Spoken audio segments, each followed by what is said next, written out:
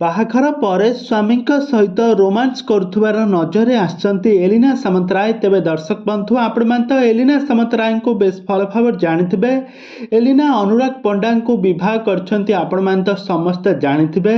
କିନ୍ତୁ ବାହାଘର ପରେ ସେ ରାସ୍ତାରେ ଏମିତି ରୋମାନ୍ସ କରୁଥିବାର ନଜରରେ ଆସିଛନ୍ତି ଏଲିନା।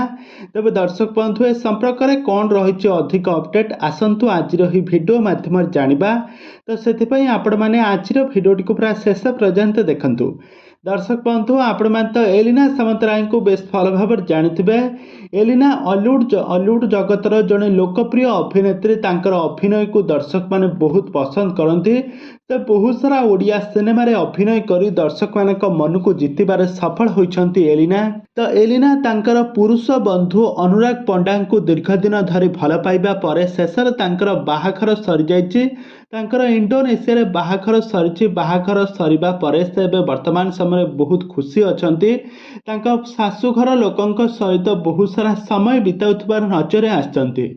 ଆଉ ବର୍ତ୍ତମାନ ସମୟରେ ତାଙ୍କ ସ୍ୱାମୀଙ୍କ ସହିତ ୟୁଏସ୍କୁ ଯାଇଛନ୍ତି ହନିମୁନ୍ ଟ୍ରିପ୍ରେ। ଆଉ ସେଠାରେ ସ୍ୱାମୀଙ୍କ ସହିତ ଖୁଲା ରୋମାନ୍ସ କରୁଥିବାର ନଜରରେ ଆସିଛନ୍ତି। ଆଉ ଯାହାର କିଛି ଫଟୋ ଭିଡ଼ିଓ ମଧ୍ୟ ଆପଣମାନେ ଏଠାରେ ଦେଖିପାରୁଥିବେ।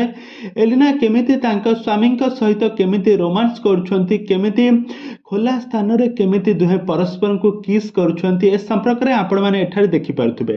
ତେବେ ଦର୍ଶକ ବନ୍ଧୁ, ଆପଣମାନଙ୍କୁ ଏଲିନା ସାମନ୍ତରାୟ କେମିତି ଲାଗନ୍ତି, ଆଉ ତାଙ୍କ ଯୋଡ଼ି ଅନୁରାଗ ଏବଂ ଏଲିନାଙ୍କ ଯୋଡ଼ି ଆପଣମାନଙ୍କୁ କେମିତି ଲାଗୁଛି, ଆମକୁ ନିହାତି ଭାବେ କମେଣ୍ଟ ବକ୍ସରେ କମେଣ୍ଟ କରନ୍ତୁ। ଆଗକୁ ଏହିଭଳି ଅଲିଉଡ୍ ସମ୍ବଳିତ ବା ସିରିଏଲ ଦୁନିଆ ବିଷୟରେ ଅଧିକ ଖବର ଜାଣିବା ପାଇଁ ହେଲେ ଆପଣମାନେ ଆମ ଚ୍ୟାନେଲକୁ ସବସ୍କ୍ରାଇବ୍ କରି ପାଖରେ ଥିବା ବେଲ୍ ଆଇକନକୁ ଦବାଇ ଦିଅନ୍ତୁ।